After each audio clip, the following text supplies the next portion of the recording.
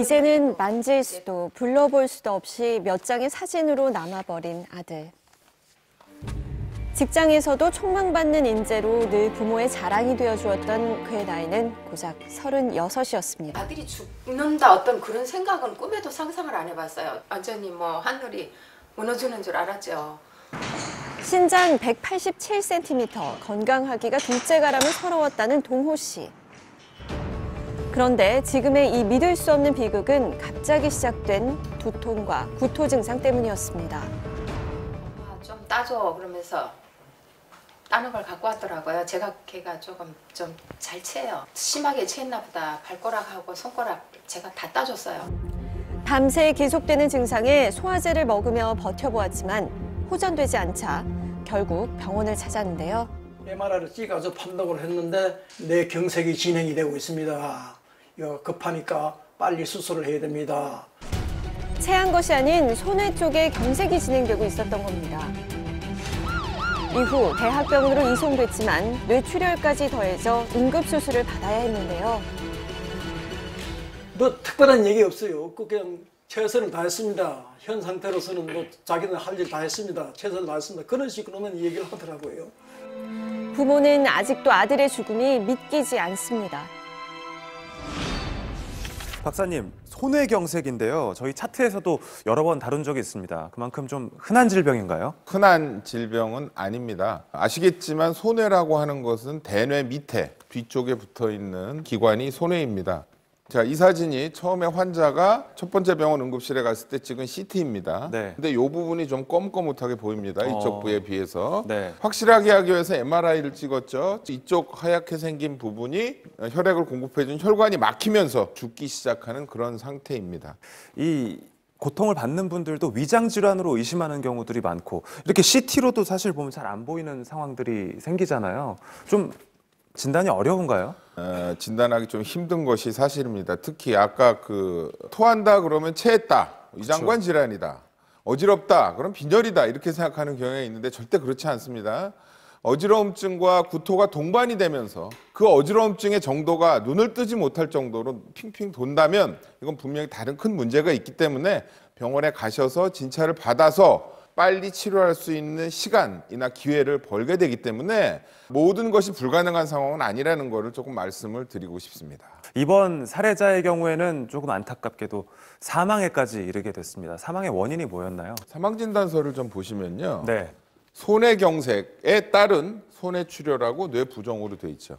경색이 일어났고 그 경색이 치유되는 과정에서 출혈이 합병이 됐고 그 출혈이 진행되면서 뇌가 부어서 굉장히 심각한 뇌압의 상승이 오고 이런 원인에 의해서 사망했다고 말씀드릴 수가 있겠습니다. 네.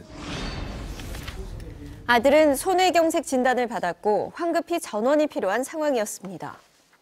대학병원으로 갔으면 좋겠다 했더니 전화를 해보더니 여기 자리가 없답니다 이래요. 인근 대학병원에 연락이 취해졌지만 돌아온 답변은 전원이 힘들다는 것이었는데요. 그를 받아줄 수 없었던 이유는 무엇 때문이었을까요? 일단 수술을 마치시면 중환자실에 계시다가 일반 병실로 가게 되세요. 그래서 중환자실도 비어 있어야 되고 일반 병실도 갈 만한 자리가 있어야 되거든요. 네. 일단 중환자실부터 없었고 당시 알아보니까 ICU 중환자실 자리가 없어서 지금 당장은 입원하기 힘들다. 이제 삼촌한테 전화를 해가지고 하니까 아 그래요 미안 그러면 여기 병원으로 오세요. 인근 병원 전원이 모두 어렵게 되자 아들 동호 씨는 포항에서 경기도로 이송된 겁니다. 중환자실에 입원을 시켜놓고 경과를 한번 보고 결정을 합시다 그러더라고요.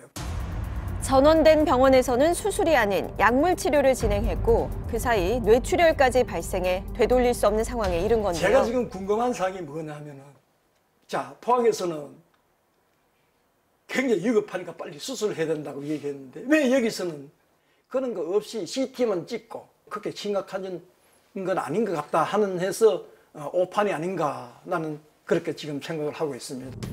병원 측에서는 환자가 내원 당시 경색 부위가 작았고 의식이 명료했기 때문에 수술이 아닌 약물 치료를 한 것이며 이후 발생한 뇌출혈은 막을 수 없는 합병증이었다는 입장입니다. 제가 알기로도 뇌와 관련된 질환은 시간이 굉장히 중요하다고 알고 있는데요. 바로 수술을 받았으면 어땠을까 하는 아쉬움이 가족들한테는 있는 것 같습니다. 보호자분들이 아쉬움을 느끼는 부분이 이해는 가지만 이미 골든타임에 지나서 왔기 때문에 보존적인 요법을 하면서 치유를 기다리다가 합병증이 일어나게 되면 수술을 하는 것이 원칙으로 돼 있기 때문에 네. 실제로 어떤 오류라든가 잘못이 있었다고 보이지는 않습니다. 네, 그렇군요. 근데 제가 이 사건을 접하면서 가장 의아했던 부분이 이 뇌경색 환자가 포항에서 경기도에 있는 병원으로 전원이 됐습니다. 1분 1초가 상당히 아깝다고 생각이 되는데 이게 가능한 일인가요? 결론부터 말씀드리면 상식적이지 않습니다. 네. 그런 일이 일어나서는 안 되는 것이죠.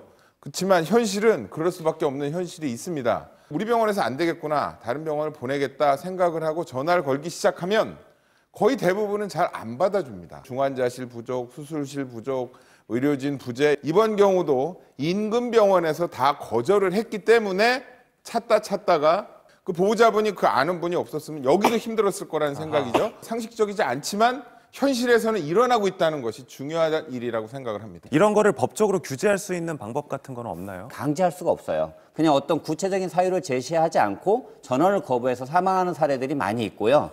이런 부분들 때문에 소송이 걸리는 경우도 있어요.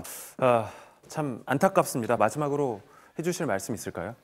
예, 전원 절차, 환자 이송에 대한 절차는 분명히 강제적인 게 따라야 되고 병상 정보 내지는 의료 정보가 오픈돼서 어딘가에는 볼 수 있어야 된다는 것이죠. 그런 것들이 돼야만 그런 중증 환자들이 편안하게 이송을 해서 사망에 이르지 않는 그런 일이 일어날 거라고 생각을 합니다. 말씀 고맙습니다. 의료 분쟁 차트 오늘 여기서 마무리하겠습니다. 오늘도 두 분 고맙습니다.